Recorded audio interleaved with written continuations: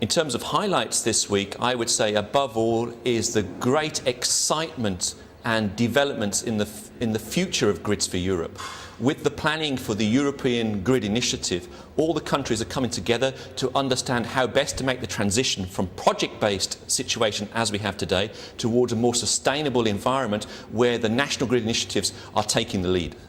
The challenges that we've seen this week are how do we make all of these countries come together and be sure that we can carry on running a production infrastructure for the wide variety of users after the projects stop and EGI takes over.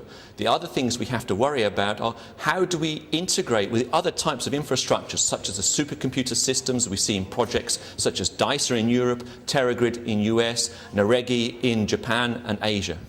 This week, I'm very pleased to say that we signed a memorandum of understanding with a very important project for EGE that's called EGEE'08. The whole point of the EGEE'08 project is to try and link EGE, which is a community-based infrastructure, towards desktop infrastructures such as SETI at Home, which is now based on the BOINC system. So what this will enable us to do is to make use of people's personal computers which are sitting at home and link that into a managed infrastructure such as EGE. And the whole point is it will be able to move applications back and forth between these different infrastructures depending on what their needs are.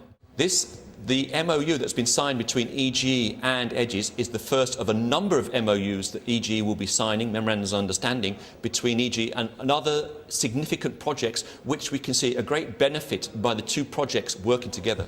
I'd like to add finally about the EGEE'08 conference. We were just so impressed by the amount of collaboration that goes on. We had more than 40 different projects present at the conference this week, and it was a great opportunity for all these projects to come together, do a lot of networking and decide the future for European grids.